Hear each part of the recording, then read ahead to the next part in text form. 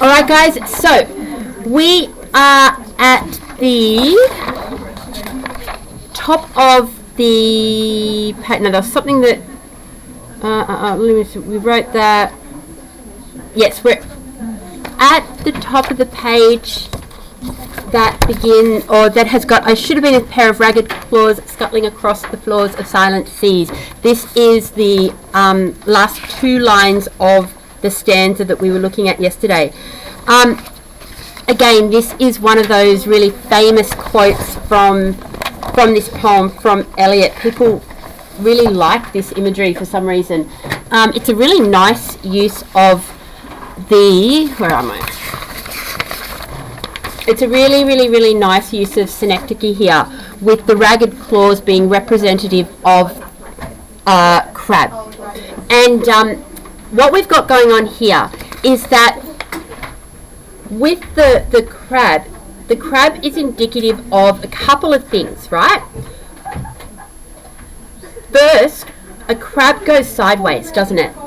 They don't go forward or back, they go sideways. And so there's that movement that is like representative of the procrastination of not moving forward. And the notion of avoiding confrontation. Crabs are also solitary creatures. They live alone in their little holes or wherever they live. They don't live in big groups. Yes?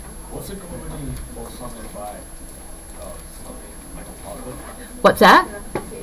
Oh, right. Synecdoche. Yep. It's a zoomorphic imagery again because we've got that animal imagery. Crabs also have a hard exterior, so soft on the inside, hard on the outside, and the use of the word ragged is conjuring up notions of decay and again that inadequacy. Scuttling across the floors of silent seas is such a clear use of sibilance. So this is what we are writing about here. Now, also we have further subversion of the romantic literature that came previously, especially given that in romantic literature, in lots of literature, there's that notion of the hero, the protagonist wins in the end, or the hero that comes in to save the day. And here he becomes anything but. He's not a hero. So it's that rejection of the hero narrative as well, with him saying, I just should have been a crab. Alone and inadequate and decaying. So the first thing I want you to do is to underline the word ragged, and we're going to write decay,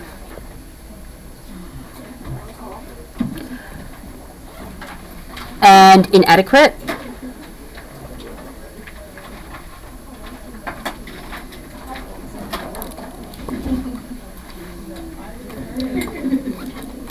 then we've got the stuff that we're writing about the clause. So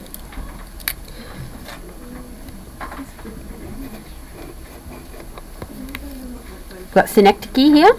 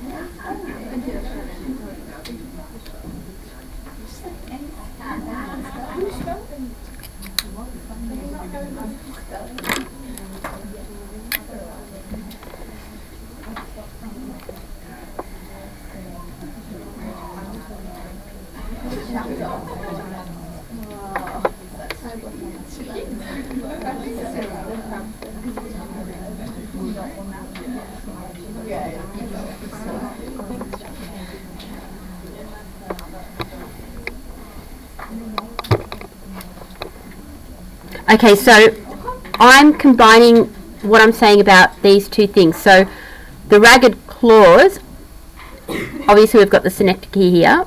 It's also, as I said, the zoomorphic imagery. So the zoomorphic imagery, along with the sibilance created with the repeated S, what this does is it creates this image where it's this anti-hero image. So he strips himself of human dignity and agency.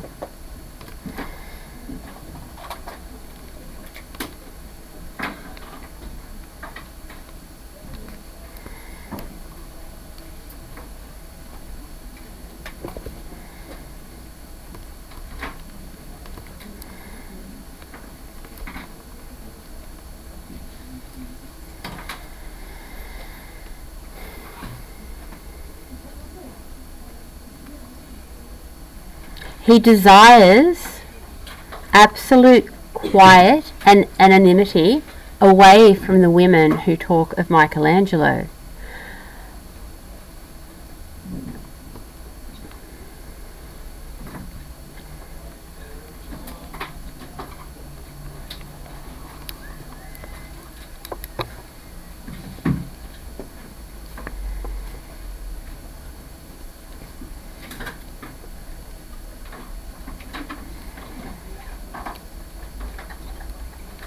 And we've got that with that word silent, the silent seas.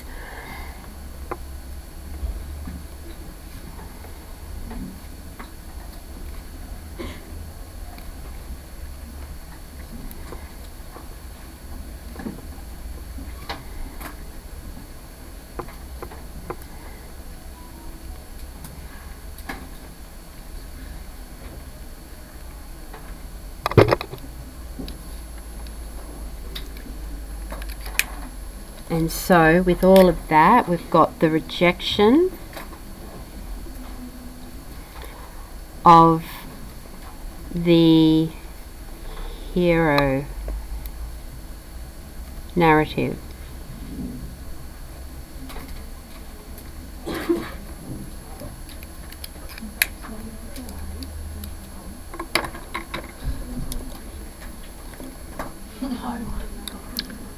Okay, let's have a look at this next stanza. Now, we said that with the beginning of the stanza we've just finished, that we've got this return to the beginning of the poem with this dusk and narrow streets. And so now we're back to this idea of the times of day. Guys, are you listening? I'm going to try and go a bit quickly through this next bit. So, and the afternoon, the evening sleeps so peacefully, smoothed by long fingers, asleep, tired, or it malingers, stretched on the floor here beside you and me. Should I, after tea and cakes and ices, have the strength to force the moment to its crises? But though I have wept and fasted, wept and prayed, though I have seen my head grown slightly bald, brought in upon a platter, I am no prophet, and here's no great matter. I have seen the moment of my greatness flicker, and I have seen the eternal footman hold my coat and snicker, and in short, I was afraid. There's a bit of allusion here to some other texts, and these allusions, like there's lots, and it might feel like, oh, I'm not going to need to know that for an essay, or I don't need to write that down, or whatever.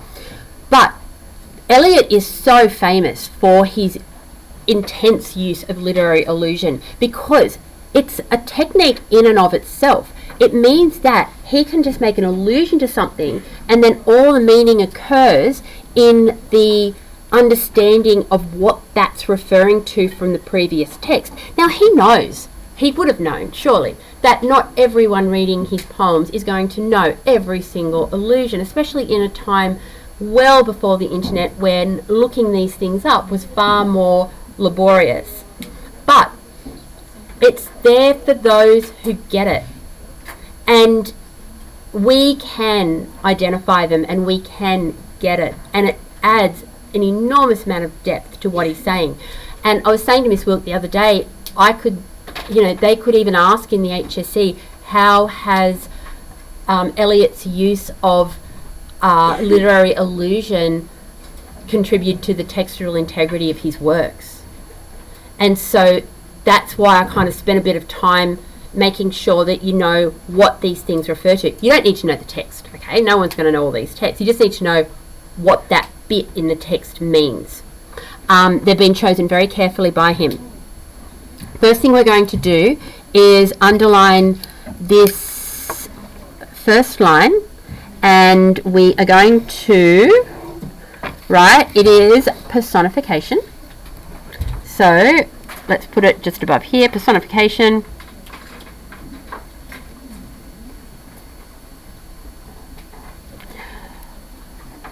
And this is a peaceful line, isn't it? He's just said, I should have been a pair of ragged claws scuttling across the floors of silent seas. And there's that like hissing there.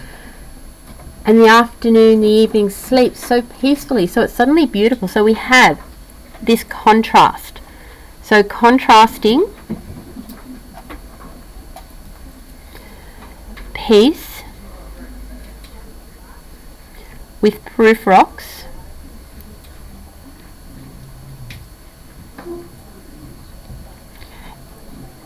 inner turmoil. Oh no, actually that's right, Prufrock's existential turmoil.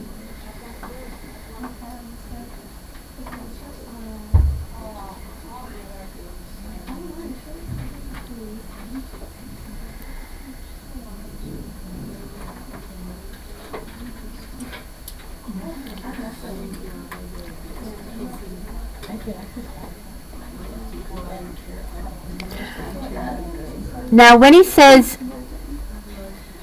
smoothed by long fingers, asleep, tired, or it malingers. The word malingers, does anyone know what that actually means? If someone's a malinger, anyone know? It means to fake being sick.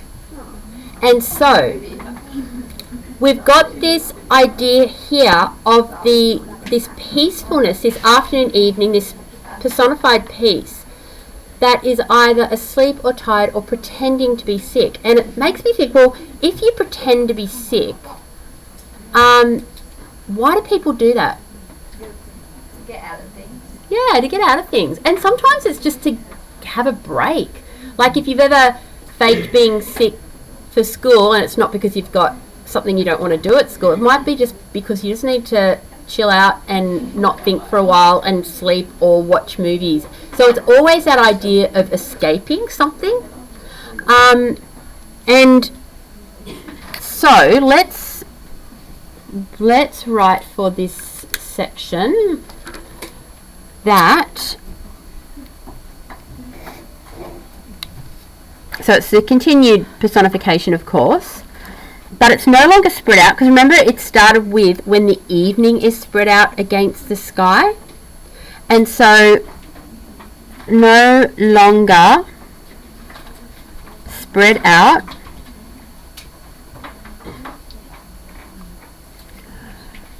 It feigns illness.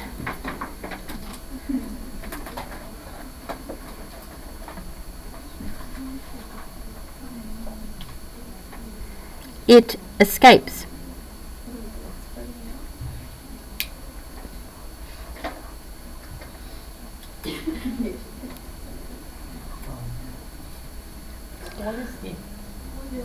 It What is it? The afternoon, the evening. What do you think he means? So he's personifying here. I feel like it's like life. Life? You know what I mean? Life, nature. I guess for me, it reminds me of that romanticist, obsession with the natural world.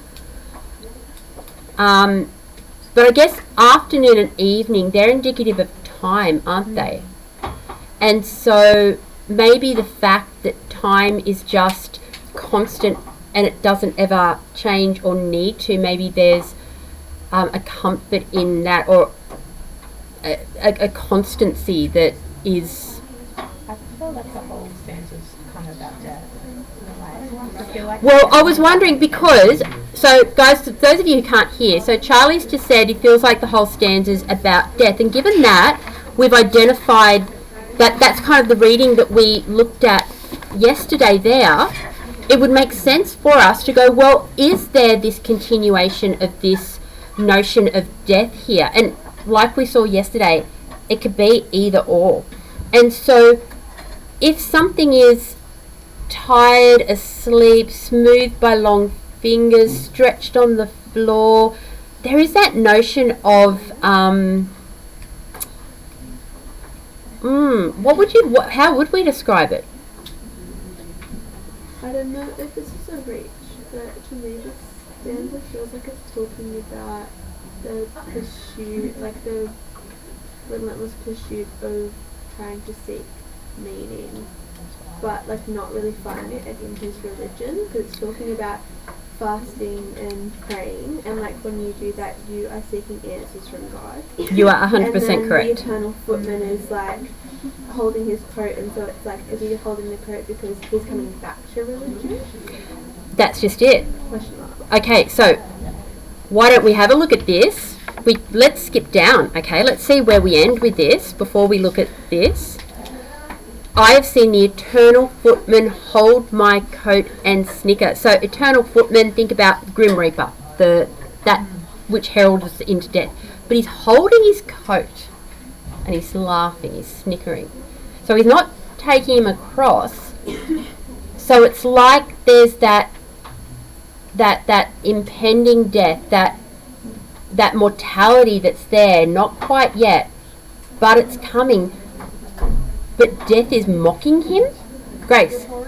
Sorry? Oh! I'm into it. Okay. One thing that you don't know yet, and we won't get to this poem till after the trials, is the Hollow Man is the bleakest of his poetry, and it's all about purgatory. All about purgatory. You want to know what that is? Yeah.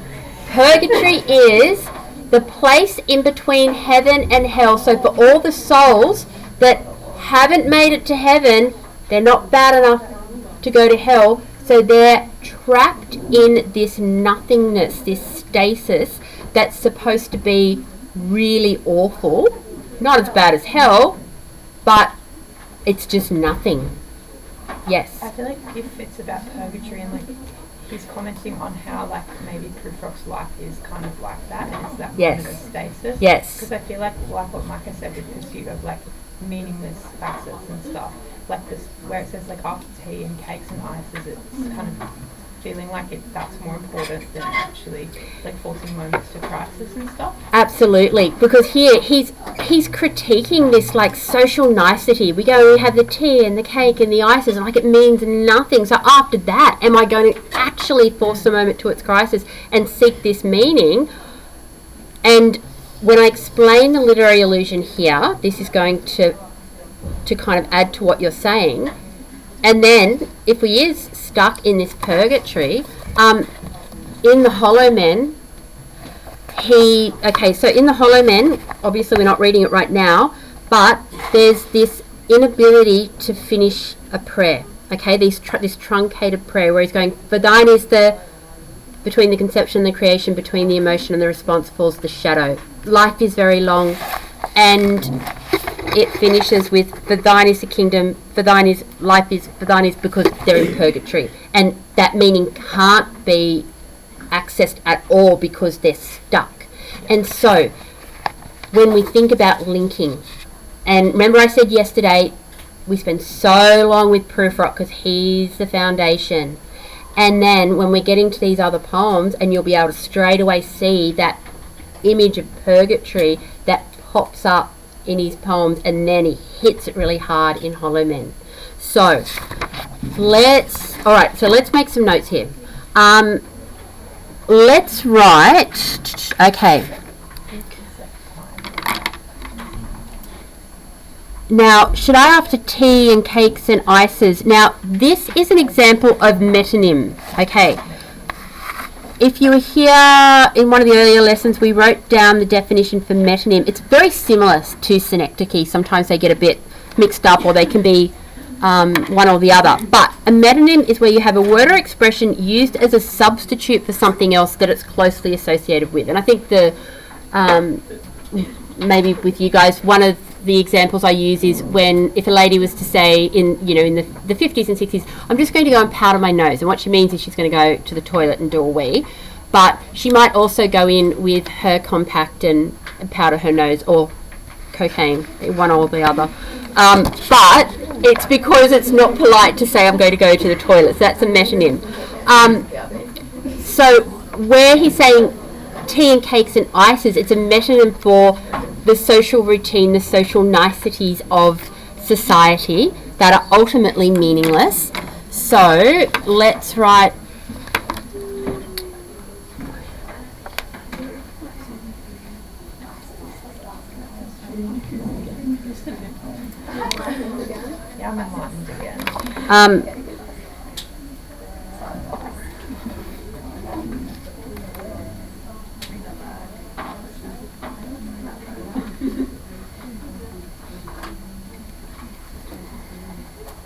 let's also write meaningless and also time consuming. Sometimes you're just like, man, do I have to?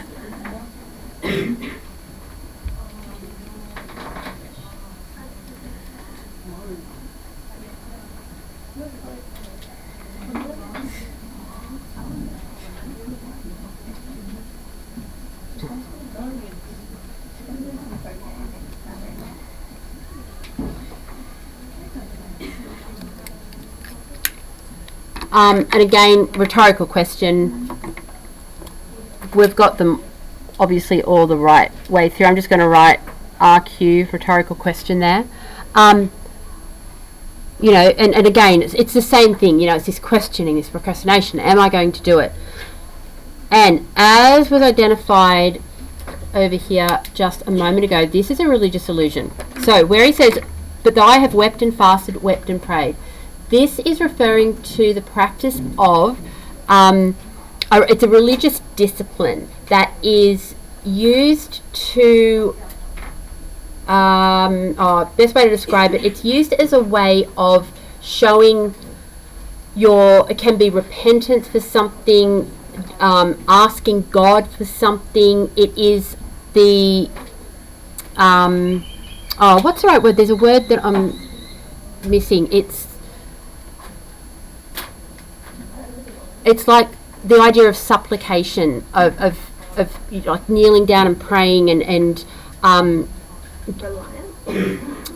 not reliance. It's like giving something up to. I think there's like a one word for that. Yeah, I feel like there's something. I'll probably think of it like at 11 o'clock tonight. But we're going to write here that we've got. All right. So this is important. Okay. Religious, so let's write religious disciplines.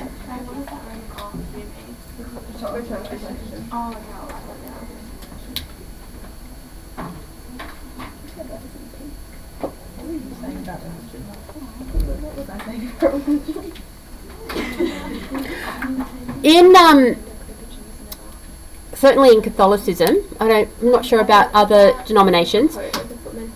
There's Lent that occurs before Easter. Does anyone know what Lent is? You know what Lent is? Does anyone else know what Lent is? Yep, a few people nodding. And so there's a period of time before Easter Sunday. Easter Sunday is actually the most religious day of the year. It's more religious than Christmas because that's the day that Jesus rose from the dead. So you have Black Friday where he was Good Friday, Easter Sunday he rose from the dead. So the period of time before that, we show gratitude to God or Jesus dying for our sins by fasting. So it depends on the person and the time and the context. But for some people, it might be. For me, when I was growing up, and for many Catholics, it's you don't have any red meat on Fridays throughout Lent. So you're giving up something. For some other religions, it might be not eating between certain times of the day. In Ramadan. So Ramadan, the idea of, correct me if I'm wrong, it's not eating between the daylight hours, is that correct? Yeah, sun up to sundown. And so you're foregoing something. There is a word. What's the word, Miss Wilk? Tell me the word. It's where you give up something you feel. It's like you're. There is a word. So you're. That's going to drive me mad. I will think of it. What's that? Abstinence? Abstaining? Yes, it's not the word I was looking for, but you're correct. It's abstaining from something, as it's like you're sacrificing something almost. But it's not like on the money. It's not on the money. There is a word that's. Renunciation? No. Are you looking at a thesaurus? Yeah, I'm on Google. It's like showing Your obedience. It's like showing your obedience, loyalty. gratitude, and then instead of giving up a desire and replacing that desire with God's presence to go closer to Him. Okay. So, how All right. put that into one word? This is exactly what I'm talking about, but I need the one word. It is that you're giving up something and you feel the absence of it. So when you go without food, you feel the absence of that. It can't be something like if I went, I'm going to give up drinking beer. I hate the taste of beer. I would never drink it, so that wouldn't be something. When I was a kid, we had to give up something for Lent. Yeah. That's right. We had to give up something for Lent, and it had to be something that was important. So my mother always used to make us try and give up TV for Lent, and that never worked out for her. But we had to give up something for Lent so that we felt the absence of it, and that absence makes room for the presence of God so that you can then feel closer to God. I hadn't remembered that deep memory from being a kid. That's it, isn't it? Like, that's it. Yeah. And so it is sacrificing something in order to become closer to God. And so wept and fasted, wept and prayed, that is exactly what it's referring to. And he's saying that he's done these things, he's given up these things, he's sacrificed, but he's got here, but though I have, like it hasn't worked for him. So religious disciplines emphasize the gravity of his situation.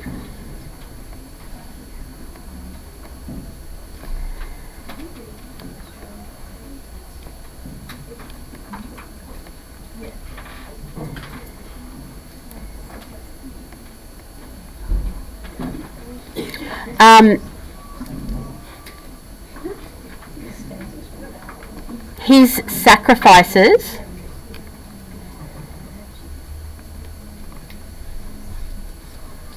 I'm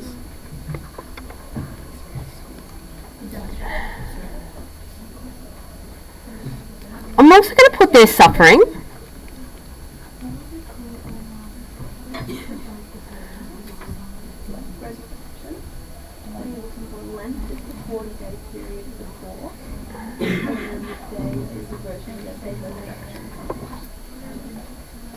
Now we're going to write that he undercuts his efforts, declaring, "I am no prophet," to further emphasize his failure and insignificance. And I'm going to explain what that next line is actually referring to, because it's an important one. Once you know the meaning, it makes a lot more sense. So we're writing he undercuts.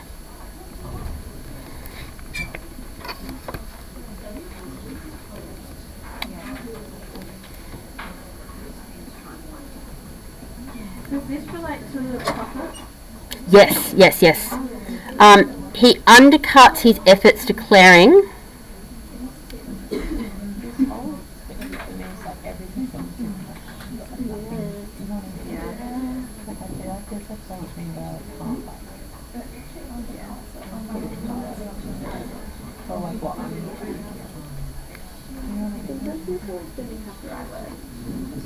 Sometimes the word doesn't exist.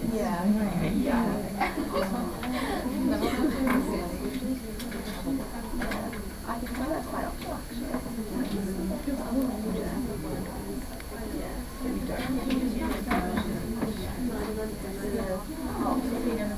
But also this word that talks about different other languages that are now typed. It's a bit cute when you just make up a word. It's really hard.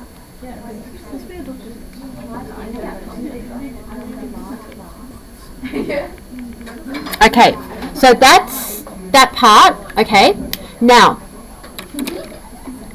because this is again this self-criticism where he's like, I think he's saying this like, I am no prophet, like as if I could have ever been a prophet, you know. Now, let me tell you what this relates to. This bit here. Though I have seen my head grown slightly bald, brought in upon a platter, I am no prophet. Now, this is referring to the Bible, and there was someone called John the Baptist, and he was a prophet. And John the Baptist was a very devout follower of Christ, and he criticised the king because the king had divorced his wife and was going to marry another woman, and that was against the religious teachings. And so he came out and he criticised the king, and the king said, you know, if he continued the criticism, if he didn't take it back, he's going to get beheaded. And he stood by his morals. So he had that integrity to say, I'm not going to say anything other than what is the truth, and what you are doing is wrong and immoral. And so he was beheaded as a result. And so that has, you know, like elevated the esteem of John the Baptist because he didn't back down in the face of tyranny, basically. So here he's going, but I'm no prophet. Here's no great matter, because he says, I have seen my head grown slightly bald, brought in upon a platter.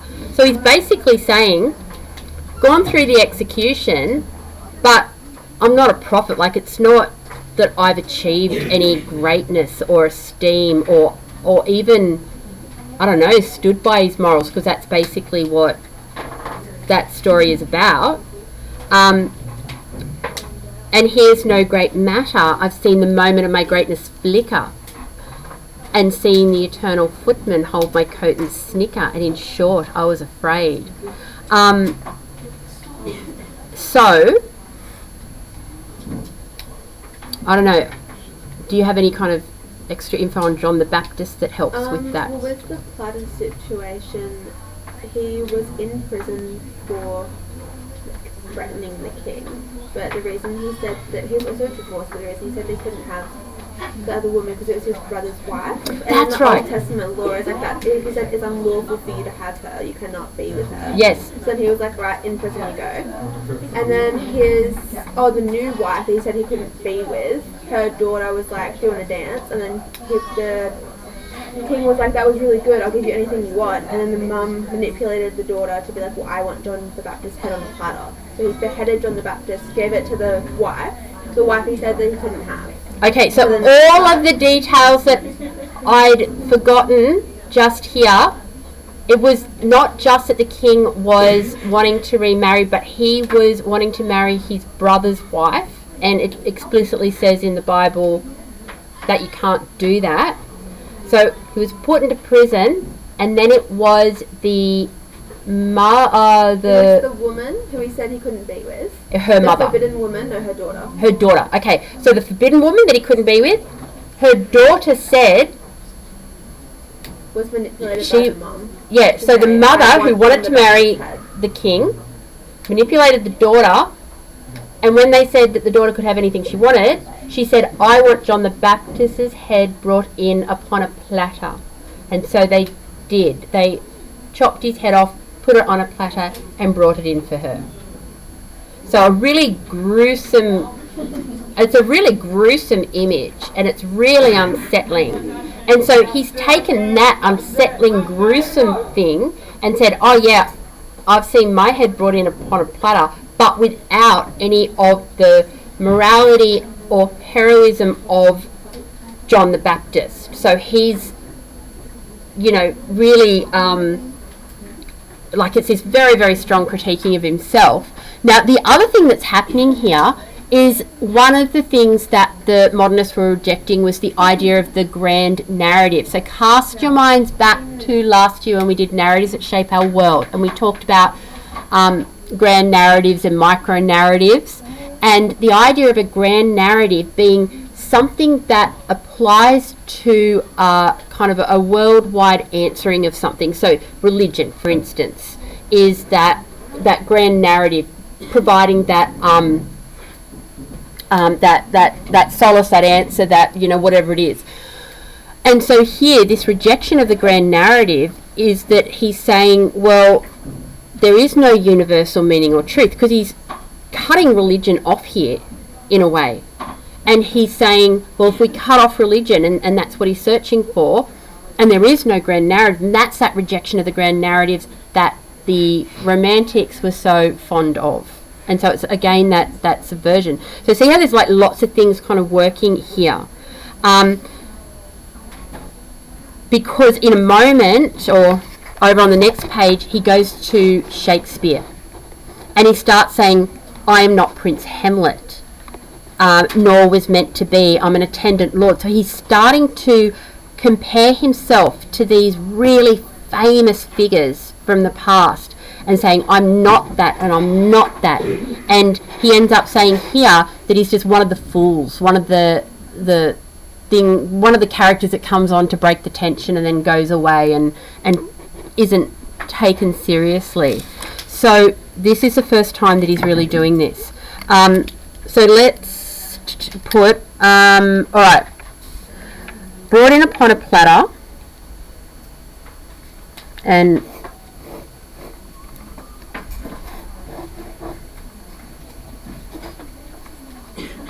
I am no prophet. We've got religious illusion,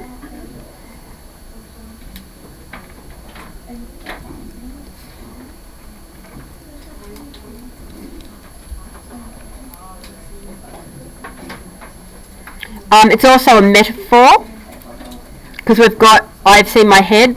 It's a metaphor, religious illusion, metaphor, to compare himself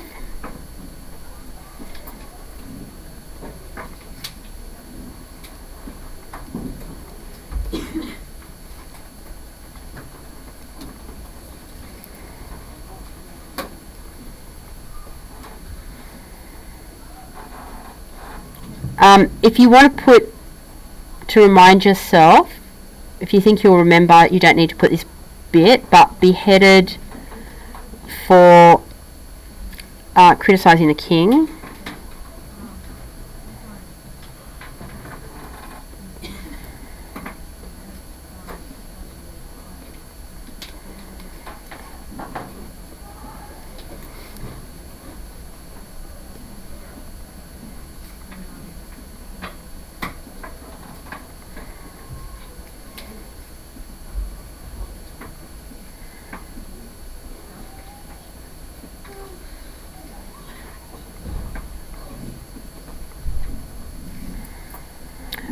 But John was brave and had integrity. Prufrock deflates the image with the parentheses of intrusive self-criticism.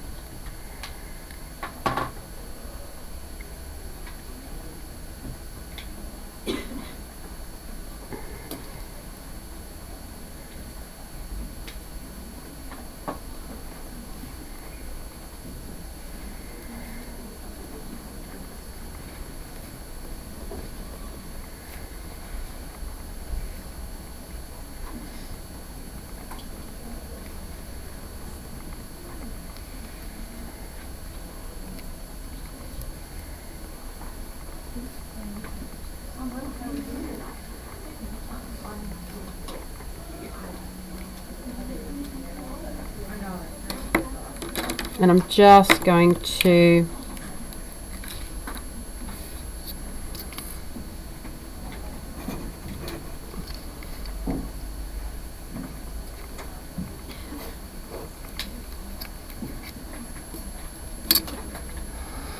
and here's no great matter I have seen in the moment of my greatness flicker.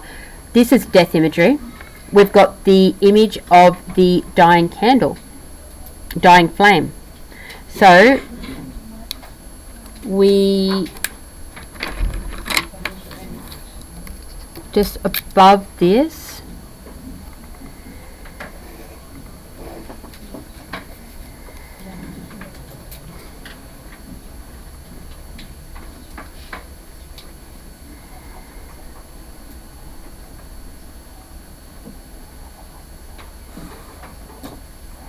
imagery of a dying flame.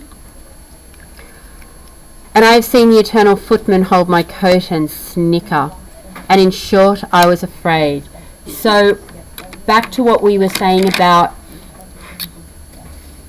the representation of death here and the snickering. And so, I might just...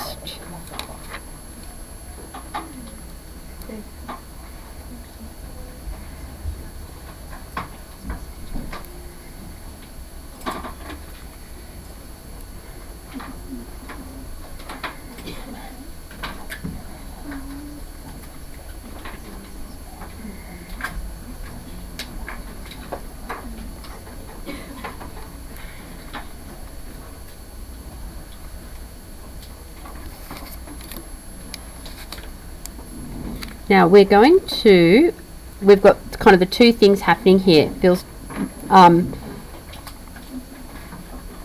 mocked by his own mortality, but we're also going to add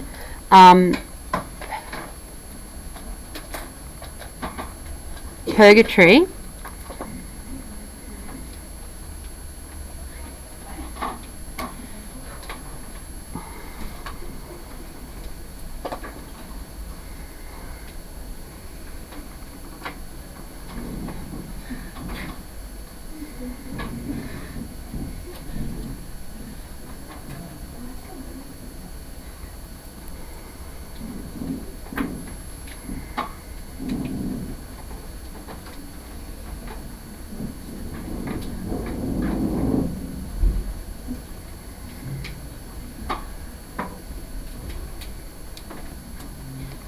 Nothingness and waiting.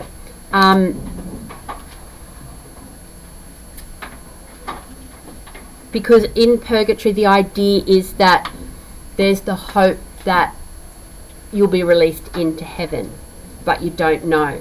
And so the lost souls is what is sometimes used to talk about those in purgatory, and it's just this nothingness and this waiting and waiting and waiting. Grace?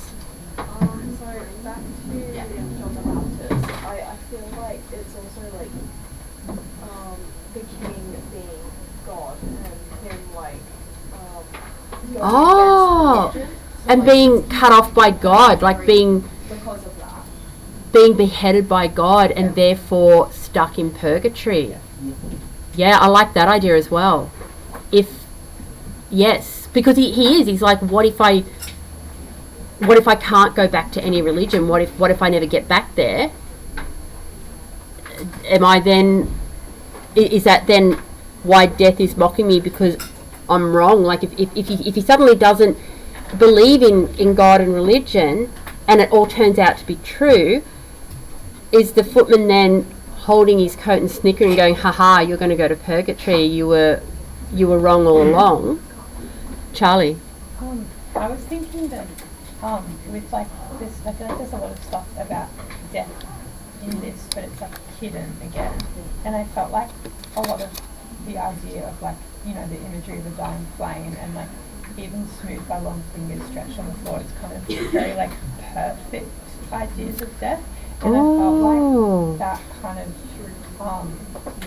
idea is that, like, I don't know, I feel like... And his death, there's like a grossness to it, or a... Yeah, and I felt like with the time and stuff, I don't really know how to put it into words. I said that, like, because this whole thing is about purgatory, I feel like he's making it out that his life is purgatory, and that he's kind of being mocked because he's afraid, like, I felt like he was afraid of death, that he should be afraid that his life isn't, like, meaningful. Do you know what I mean? I do know what you mean. Okay, guys, those of you who couldn't hear, we need to get a microphone that we can pass around, I think. All right, so think about this idea that Charlie just proposed. If we think about these as being images of dying and death, right? We've got this idea of sleep so peacefully. We say rest in peace, don't we? Smoothed by long fingers, perhaps that gentle passage into death. Stretched on the floor here beside, like, it's all quite peaceful. The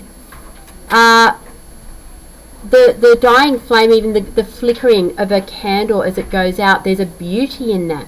So if we think of those as images of a peaceful or a beautiful death, and the image we have here of his death, his head brought in upon a platter, surely there can be no worse fate, or nothing more dehumanizing than having your head brought in upon a platter. And with that, is it that he's saying, well, okay, so it could be we've got the idea that if John the Baptist is representative of God and he's cut off religion and thinking, and that's making him scared. What if I cut off religion and religion was right all along, and I've just ensured that I'll be in purgatory forever? Or, as Charlie was just saying, maybe it is, and I actually really like this idea, that his life is purgatory, and here he is worrying about heaven and hell and purgatory, and what he really should have been worrying about was his life and living his life, and not condemning himself to purgatory when he should have been living. Is that kind of what you meant? And I also kind of related it to the thing about the crabs. I felt like with that hard exterior idea that, like, he's got this perfectly curated, like, social kind of, like, outside thing, like facade in a way, and I feel like that is, like, where he's putting, like, a facet that he's putting his meaning into in a way. Yeah, okay, and then linking to the idea of the crabs, and previously where he was talking about his morning coat and his collar and his perfect pin, the idea of all of his efforts going into these external things to protect himself and give himself this hard exterior, when what he should have been doing was everything else to make himself vulnerable and allow himself to not live in purgatory. The bell's going to go. Let's just write a couple of really, really quick notes so we don't forget all of that. Just here, okay, so let's go,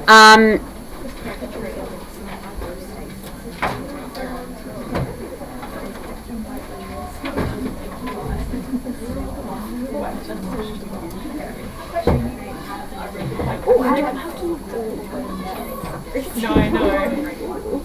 I just feel like No, I know. I'm just really kind of trying to, like, relate it to the music, where, you know, that's what my essay was going to be about. Yeah. And we absolutely talked about that, so I'll finish that off tonight and show it to you tomorrow. Let me just mention something, guys. 100% the essays that we mark that are in the A range always contain something that is a bit different to all the essays that are in the C range and even the B range. I can guarantee I could write down right now what quotes C range essays are going to use out of the poems, and we'll see them again in the B range, but they won't go further than that.